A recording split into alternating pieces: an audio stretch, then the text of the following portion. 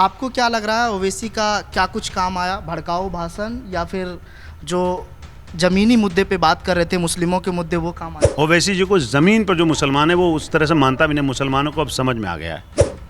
तेजस्वी जी कांग्रेस को निपटाने में लगे थे, कांग्रेस मुकेश सहनी को निपटाने में लगा हुआ था और सब मिला के लोग खुद निपट गए। आपसी मतभेद कहीं ना कहीं ये नाराज़गी। देखिए, मतभेद दूसरी बात होती है, कोऑर्डिनेशन नहीं है। जो काम जनसुराज ने किया वो काम अगर कांग्रेस पिछले 3 साल करती तो जितनी सीटें कांग्रेस को आई इससे कम 4 गुना सीटें कांग्रेस को ऐसे ही आ जाती अपने आप चुनाव लड़ने पे। सहनी का मुजफ्फरपुर में दूसरी प्रॉब्लम है, बेगूसराय में सहनी कम्युनिटी की दूसरी प्रॉब्लम है। अब आप कह रहे हैं कि ओवैसी जी और प्रशांत किशोर में कोई ज़्यादा का फर्क थोड़ी है। ये दोनों इन्हीं के तो लोग हैं, इन्हीं के लोग हैं ना। नहीं तो ओवैसी साहब हमेशा मुसलमानों की बात कर रहे हैं, वो हमेशा इन चीज़ों उन्होंने मुसलमानों की बात की, मुसलमानों के लिए क्या किया ये बताइए ना।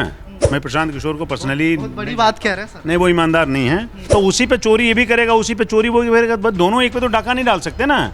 बिहार में एनडीए को बड़ा जनादेश मिला है। हालांकि प्रधानमंत्री नरेंद्र मोदी ने भी जनता को संबोधित किया, उन्होंने कई सारे मसले को लेकर जिक्र किया है। एमवाई की बात की उन्होंने, हालांकि एमवाई का कहीं ना कहीं उन्होंने दूसरा उदाहरण दिया कि महिला और यूथ अब हो चुका है।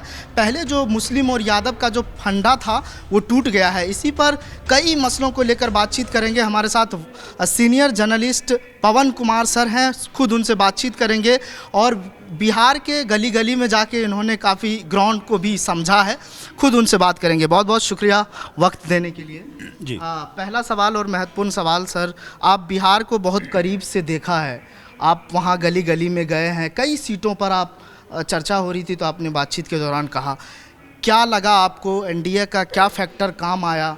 पहले आपको ये बता देता हूँ कि देखिए, मुझसे ज़्यादा बिहार केवल प्रतीक त्रिवेदी घूमा है, जो एक प्रोग्राम करता है नेटवर्क 18 पे, भैया जी कहीं, वो हमसे ज़्यादा घुमा है। उसके बाद मैं ही ज़्यादा घुमा हूँ। मैं घूमा बिहार में करीब 29 डिस्ट्रिक्ट में, और आप लगा लीजिए कम से कम 155-60 कंस्टिट्यूंसीज और अराउंड 28 डेज, 28 दिन। मैं 4-5 सीटें सीमांचल के नहीं जा पाया और मैं 4-5 सीटें नॉर्थ वेस्ट की नहीं जा पाया, जैसे बेतिया, चंपारण, मोतिहारी, सारण, सिवान, इधर में ही नहीं गया। बाकी मैं सभी सीटों पे गया, चाहे मगध हो, चाहे शाहाबाद हो, चाहे भोजपुर हो, तिरहुत में घूमा। तो इस प्रकार से मतलब बहुत कोशिश की। और सबसे बड़ी बात मैं बताता हूँ आपको, मैंने नेताओं को नहीं पकड़ा। मैंने अपनी 30 दिन की यात्रा में किसी नेता से न मिला, संयोग से मिल गए तो मिल गए, न मिला, न उनका इंटरव्यू सीख किया, उसकी ज़रूरत नहीं थी हमें। मैं केवल सामान्य जनता से मिला, सामान्य स्टोरी की जो एज ए पत्रकार मुझे करनी चाहिए। मैं प्राइमरीली इकोनॉमिक जर्नलिस्ट हूँ, तो मैंने उस लिहाज से भी कोशिश की जानने की भाई, जैसे मान लीजिए सहनी का एग्जांपल देता हूँ आपको। सहनी का मुजफ्फरपुर में दूसरी प्रॉब्लम है, बेगूसराय में सहनी कम्युनिटी की दूसरी प्रॉब्लम है। तो ये आपको जब इकोनॉमिक जर्नलिस्ट है तब आपको समझ आएगा, अच्छा वहाँ पे नदी के गाद की समस्या है, यहाँ पे सहनी की कम्युनिटी की तादाद कम हो गई है, तो यहाँ पे जो मुकेश सहनी बोल रहे हैं वो यहाँ के सहनी के लिए लागू ही नहीं होती है। मछली नहीं है, मछली पालन नहीं हो रही क्योंकि सरकार उसको प्रमोट नहीं कर रही है। सरकार इसलिए प्रमोट नहीं कर रही क्योंकि उनके एजेंडे पे नहीं है। और चीनी मिल से निकला हुआ जो पॉइजन आता है उससे मछलियाँ मर जाती हैं वगैरह। तो इश्यूज़ अलग अलग। बहरहाल आप जो कह रहे थे कि एनडीए का क्या फैक्टर काम आया, आपका देखिए, ऐसा है कि ये लहर जो तो आपने देखा ये मुझे समझ में नहीं आया था। मेरा अंदाज़ा था कि 135 से 40 के बीच की सीटें इनको आएगी। ये हमारे कोलीग या हमारे जो समकालीन पत्रकार हैं, जो दोस्त हैं, उनसे मैं लगातार बोलता आ रहा था कि बॉस नीतीश कुमार का एज दिखता है सबको। आप भी होते तो आपको दिखता, मतलब मैं टैलेंटेड हूँ ये देख के ऐसा नहीं है। कोई भी जो साधारण आदमी बात करेगा, जिसकी दिलचस्पी है, जो कन्वर्सेशन स्ट्राइक करेगा, जो उनको अपने फोल्ड में लेगा, उससे वो बात करते हैं, वो दिख रहा था। एनडीए इसलिए जीता क्योंकि एनडीए ने एक प्लान दिया वहाँ पे। एनडीए के सामने कोई नहीं था। एनडीए ने एक फॉर्मिडेबल ऑल्टरनेटिव दिया। वो एक्सपीरियंस की सरकार है, वो ऑलरेडी करके दिखा चुके हैं। ऊपर से नीतीश कुमार की स्कीमों ने काम किया और इधर से लड़ने वालों ने मन से काम नहीं किया। तेजस्वी जी कांग्रेस को निपटाने में लगे थे, कांग्रेस मुकेश सहनी को निपटाने में लगा हुआ था, और सब मिला के लोग खुद निपट गए। आपसी मतभेद कहीं ना कहीं ये नाराजगी। देखिए, मतभेद दूसरी बात होती है, कोऑर्डिनेशन नहीं है, कोऑर्डिनेशन नहीं है, कोरिलेशन नहीं है, एक दूसरे को समझते नहीं हैं। जैसे तेजस्वी यादव हैं, तेजस्वी यादव को कांग्रेस हार जाए उससे क्या फ़र्क पड़ता है, उनको लगा कि ये जिंदा नहीं होनी चाहिए। देखिए, मैं एक बात बताता हूँ आपको, इतना फर्टाइल ग्राउंड था बिहार इस बार कि जो काम जनसुराज ने किया वो काम अगर कांग्रेस पिछले 3 साल करती तो जितनी सीटें कांग्रेस को आई, इससे कम से कम 4 गुना सीटें कांग्रेस को ऐसे ही आ जाती अपने आप चुनाव लड़ने पे। उसका कांग्रेस ने पिछले 35 साल में वहाँ कोई काम नहीं किया है। ये बात एक एक आदमी, आप कोई भी सड़क पे उतर जाइए जिसको कोई ज्ञान नहीं है पॉलिटिक्स का, वो बिहार में बोलेगा। 90 में गए वो, 90 के मार्च में कांग्रेस बिहार से विदा हुई है, उसके बाद दोबारा उनकी एंट्री नहीं हुई है। आप कभी 19 सीटें जीतते हैं, कभी 4 सीटें जीतते हैं, और कभी वो भी नहीं जीतते हैं। तो ये कौन सा पॉलिटिक्स कर रहे हैं आप? तो प्रशांत किशोर का आप जिक्र कर रहे हैं, लेकिन प्रशांत किशोर भले ही कुछ रोडों पे जाके वो बातचीत किए, गली मोहल्ले तो नहीं गए सर, जहाँ नहीं तक गए तो इसीलिए तो चले गए वो। कहाँ चले गए? कितनी सीटें हैं? कुछ आई? तो वो देखिए, नहीं, प्रशांत किशोर ईमानदार से ईमानदार नहीं है। अब नहीं है? नहीं, तब भी ईमानदार नहीं थे। मैं प्रशांत किशोर को पर्सनली बहुत बड़ी बात कह रहे हैं सर। नहीं, वो ईमानदार नहीं है। उनके बातों में ईमानदारी नहीं दिखती है, उनके व्यवहार में ईमानदारी नहीं दिखती है, उनकी स्ट्रेटजी में ईमानदारी नहीं दिखती है, और वो जब वो 1 to 1 टॉक करते हैं उसमें ईमानदारी नहीं दिखती है। ईमानदारी का मतलब केवल पैसे की चोरी नहीं होती है ना, चरित्र में भी ईमानदारी होनी चाहिए, आपके कन्विक्शन में ईमानदारी होनी चाहिए, ये नहीं दिखता है। तेजस्वी को लेकर जो नैरेटिव सेट कर रहे थे वो कि नवी फैल है, आप उनको चुनने जा रहे हैं मुख्यमंत्री, ये कुछ असर किया है क्या जनता की? नहीं, इसका कोई फर्क नहीं पड़ा है, इसका कोई फर्क नहीं पड़ा है। प्रशांत किशोर जी की डिग्री क्या है आप जानते हैं? नहीं, मुझे तो नहीं जा, आप बात बेहतर जानते हैं। तो ऐसे पत्रकार हम लोग को भी पता करना चाहिए कि उनकी क्या डिग्री है। प्रशांत वो नवी फेल है, चलिए, नवी फेल से कोई फर्क नहीं पड़ता। इसलिए नहीं वो अच्छा कर रहा है क्योंकि नवी फेल है, इसलिए अच्छा नहीं करता क्योंकि उनके पास स्ट्रेटजी नहीं है, इसलिए अच्छा नहीं करता क्योंकि एक सर्टेन कास्ट कम्बिनेशन का आगे वो जाना नहीं चाहते हैं, इसलिए वो फेल करते हैं, क्योंकि वो 30% वो कहते हैं कि हमारी तो शुरुआत ही 30% से होती है, इसलिए वो ख़राब करें। इसलिए नहीं ख़राब करें क्योंकि 9th पास हैं वो, पिछली बार तो सीट ले आए थे ना। प्रशांत किशोर जो बोलते हैं कि उनके पास डिग्री नहीं है, सम्राट चौधरी के पास डिग्री नहीं है, प्रशांत जी भी कभी डिग्री बताएंगे ना। प्रशांत जी ये बता दें, आप इसको जहाँ मर्जी सोशल मीडिया पे लगाएगा, मैं बोल रहा हूँ, वो अगर ये बता दें कि चार्ट में वो क्या करते थे, यूएन में कहाँ काम करते थे, चार्ट में करते थे। चार्ट एक छोटा सा देश है अफ्रीका में, वहाँ वो काम करते थे, किस सेक्शन में काम करते थे, किस डिवीज़न में काम करते थे, और क्या काम करते थे, उन्होंने कहाँ से पढ़ाई की। वो कहते हैं उन्होंने लखनऊ यूनिवर्सिटी से पढ़ाई की, BBA किया, उन्होंने ऐसा कहा है। अपने 4 बैचमेट का वो नाम बताएं। तो उन्होंने जो डिग्री के बारे में प्रचारित किया अपने बारे में, वो भी तो बताएंगे ना, कि केवल दूसरों की डिग्री के बारे में ही बात करेंगे, और degree does not matter at all. ठीक है सर। प्रशांत किशोर का जिक्र हो गया, अब थोड़ा सीमांचल चलते हैं सर। सीमांचल में ओवैसी को 5 सीटें वहाँ मिली है, मुस्लिमों ने काफ़ी वोट दिया और जनादेश भी मिला। आपको क्या लग रहा है, ओवैसी का क्या कुछ काम आया, भड़काऊ भाषण, या फिर जो ज़मीनी मुद्दे पे बात कर रहे थे मुस्लिमों के मुद्दे, वो काम आया? देखिए, भारतीय जनता पार्टी इस देश में बड़ी पार्टी है, ठीक है ना, और सालों से पावर में है, और जगह जगह कुछ जगह चुनाव हारती है, ज़्यादा जगह जीत जाती है। भारतीय जनता पार्टी को वो इश्यूज़ जिंदा रखने हैं, नहीं तो भारतीय जनता पार्टी इररिलेवेंट हो जाएगी। भारतीय जनता पार्टी के लिए चुनाव जीतना कितना ज़रूरी था आप सोच भी नहीं सकते हैं। भारतीय जनता पार्टी अपनी ऑरा के ढलान पे है। बिहार चुनाव जीतने से वो ऑरा रिवर्स तो नहीं कर सकते, उसको अरेस्ट कर सकते हैं, इसको रोक कर रखा जा सकता है, ठीक है। थोड़ा बढ़ गया, कद बढ़ा कि नहीं बढ़ा, लेकिन जो कद गिर रहा था वो गिरना बंद हो गया है। अब आप कह रहे हैं कि ओवैसी जी और प्रशांत किशोर में कोई ज़्यादा का फर्क थोड़ी है, ये दोनों इन्हीं के तो लोग हैं, इन्हीं के लोग हैं ना। नहीं तो ओवैसी साहब हमेशा मुसलमानों की बात कर रहे हैं, वो हमेशा इन चीज़ों को मुसलमानों की बात की, मुसलमानों के लिए क्या किया ये बताइए ना। ये तो है, हैदराबाद में कई सारे हॉस्पिटल बनवाए, स्कूल व्यवस्था को ठीक करवाए, तो उससे क्या समूचे देश के मुसलमानों की 20 करोड़ मुसलमानों की सीमांचल में उम्मीद तो है ना। आप ऐसा वो सुनिए, वो ओवैसी जी इन्हीं के आदमी हैं, ओवैसी जी इनके कहने से करते हैं। उतना मुसलमानों के उतना इशू ज़िंदा रहना चाहिए जिससे कि बीजेपी को थोड़ा बहुत फ़ायदा हो सके। आप ये समझिए ओवैसी जी वो हैं, ओवैसी जी की कोई वैल्यू नहीं है। ओवैसी जी को ज़मीन पर जो मुसलमान है वो उस तरह से मानता भी नहीं, मुसलमानों को अब समझ में आ गया है, ठीक है। इसलिए ओवैसी की ज़्यादा कोई वैल्यू, ज़्यादा पता है हम पत्रकार लोग ओवैसी पे ज़्यादा प्रीमियम प्लेस करते हैं, वो इस लायक नहीं हैं। हाँ, वो उनसे एक बार मैं मिला, बोला कि आपको तो बी टीम बोलते हैं। बोला यार थोड़ी बहुत तो इज्जत कर लो, हमारी ए टीम बोल दो। मैंने कहा नहीं, ए के लायक नहीं है आप। आम आदमी पार्टी, ओवैसी की पार्टी, प्रशांत किशोर जी की पार्टी, ये सभी में एक समानताएं हैं। आम आदमी पार्टी कैसे आई थी? वो इन्हीं के तो लोग थे।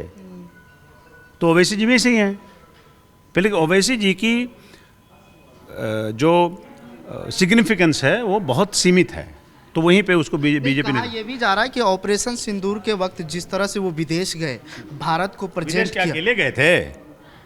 विदेश क्या वो अकेले गए थे? नहीं, और भी लोग गए थे, लेकिन इन्होंने भारत सरकार का तो भाई, तो ये काम तो अटल बिहारी ने इससे पहले किया, उसके पहले जयप्रकाश नारायण ने किया। उसमें क्या ओवैसी जी ने खास कर दिया? हिंदुओं के बीच एक इमेज बना सर ओवैसी को लेकर कि देश के हित में बात कर रहे, ये भी तो एक बड़ी बात हो सकती है। कौन मुसलमान देश के हित में बात नहीं करता है? बताइए जरा एक का नाम।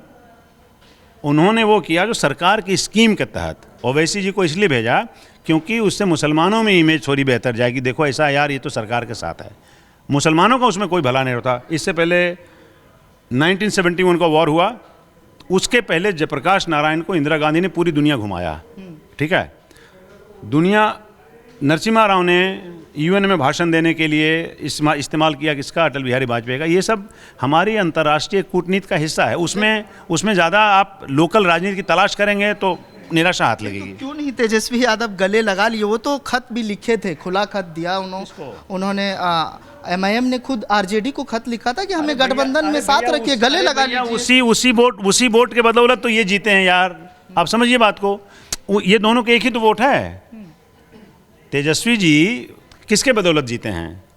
और क्या का आप जिक्र करना चाहते हैं? तो वही मैं भी कह रहा हूँ। तो उसी पे चोरी ये भी करेगा, उसी पे चोरी वो भी करेगा, बस दोनों एक पे तो डाका नहीं डाल सकते ना। तो बोला नहीं ये हमारे लिए है, कैसे कर लेंगे? अभी आपको एग्जाम्पल दिया मैंने तेलंगाना का।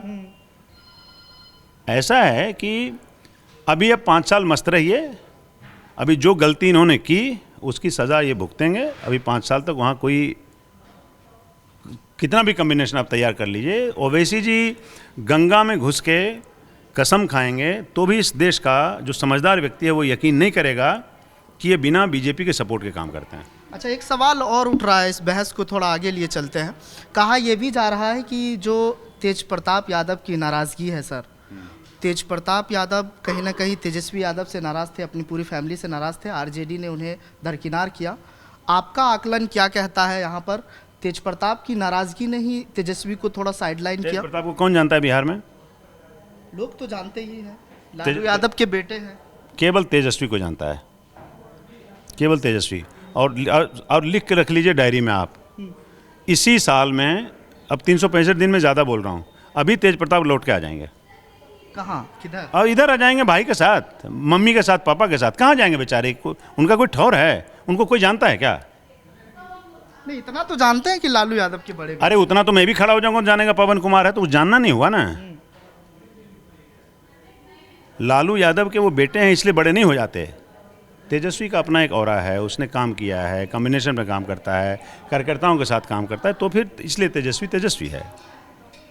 और तेज प्रताप की हरकतें लगती है आपको कोई सीरियसली उनको लेगा? भाई सीरियसली तो इसीलिए ले रहा है क्योंकि वो लालू जी के बेटे हैं। और क्या उनमें है? वो हमसे आपसे ज़्यादा काबिल हैं क्या? ज़्यादा बेहतर हिंदी बोलते हैं क्या? ज़्यादा इशूज समझते हैं क्या? नहीं है ना। और अभी आपको क्या बोला मैंने, अभी लिख के ले लीजिए, 6 महीना भी नहीं लगेगा वो वापस आएगा, यहीं रहेंगे, वो कहीं नहीं जाएंगे। ये सब एक ही हैं, कोई कन्फ्यूजन नहीं है। चिराग पासवान को लेकर क्या कहेंगे? क्योंकि उनकी पार्टी अच्छा प्रदर्शन किया है और लोकसभा चुनाव में भी उनके 5 सांसद जीत कर आए थे। मैं बड़ा सरप्राइज हूँ मैं सबसे कमज़ोर बल्कि उन्हीं को समझ रहा था।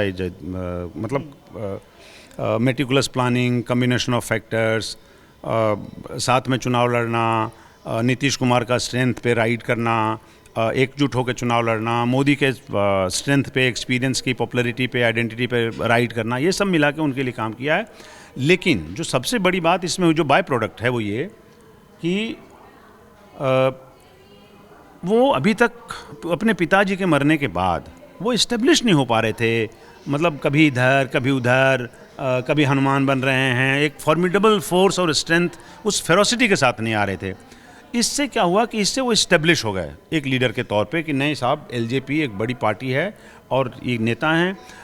मैंने बिहार में जो घूम के देखा कि उसमें पासवान के वोट हमने बंटते देखे, लेकिन फिर मुझे जब मैंने बाद में लोगों से पूछा तो मैंने कहा नहीं, मुझे जितना दिखा पासवान के वोट उतने नहीं बटे। पासवानों ने उनको वोट किया, सभी पासवान उनको नेता नहीं मानते हैं, ऐसा मैंने महसूस किया।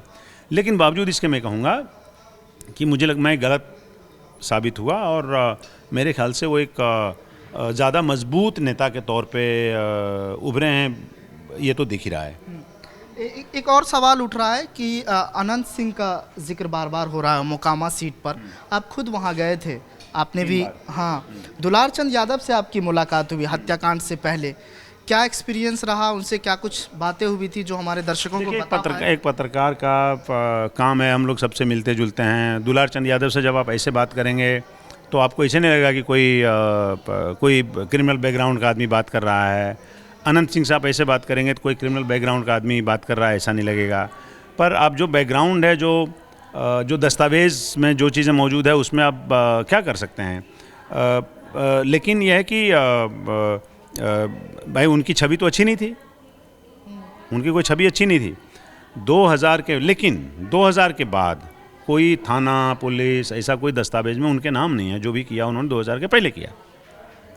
लेकिन लोकल लेवल पे उनकी इमेज कोई अच्छा, लोग कहते हैं कि साहब ऐसा वो बहुत बड़ा गलत हो गया, कोई लॉ एंड ऑर्डर की प्रॉब्लम थी, कोई वो गैंग वॉर है, वो गैंग वॉर जैसा है। वो लॉ एंड ऑर्डर की प्रॉब्लम तब आप बोलते हैं उस तरह से, जैसे मान लीजिए कि आपके और हमारे जैसा आदमी को वहाँ पे कोई दिक्कत हो रही हो, तब आप बोलते हैं अरे वो गैंग वॉर है साहब, वो अपने इंटरेस्ट के लिए लड़ रहा है। हम ये नहीं कहेंगे कि अनंत सिंह को इन्होंने टिकट दे दिया तो अनंत सिंह कोई रामनामी चादर ओढ़ के घूमने लायक हो गए, ऐसा नहीं है। ये भी कह रहे हैं कि गणतंत्र हावी हुआ है मोकामा सीट पर। नहीं, गणतंत्र कोई, देखिए वहाँ वो वोट मोबिलाइज हुआ है। और अब तो देखा, अब तो कह के कोई फ़ायदा इसलिए नहीं है क्योंकि अब तो जहाँ से भी जेडीयू बीजेपी जहाँ से चुनाव लड़ा है वहीं से जीत गया। अब सोचिए ज़रा, मगध में जहाँ पे पिछली बार नीतीश कुमार सबसे ज़्यादा धोखा खाया नीतीश कुमार ने, वहाँ पे भी 4-5 सीटें, अब मैं थोड़ी देर पहले का देखा था, उसमें जो भी सीटें दर्ज हुई आरजेडी को उसी इलाके में। और ये आप सोचिए ज़रा, दरभंगा ग्रामीण करके एक शहर है, मतलब उसको रजिस्ट्री करवा लिया था आरजेडी ने, वो भी सीट मेरे ख्याल से हार गए हैं। तो बुरी हालत थी तो इसलिए जाति की लड़ाई थी ये नहीं कह सकते, ये वाकई लहर थी और उसमें सभी फेंका गए इधर से उधर। नहीं, लोग कह रहे थे कि बिहार में एक जो फैक्टर रहता है कि जाति है कि जाति नहीं। अब आप इस पर मुझसे लंबा लेक्चर दिलवाएंगे। देखिए, इस देश में कोई स्टडी नहीं है कि जाति कहाँ कहाँ इफेक्टिव और कहाँ कहाँ नहीं है।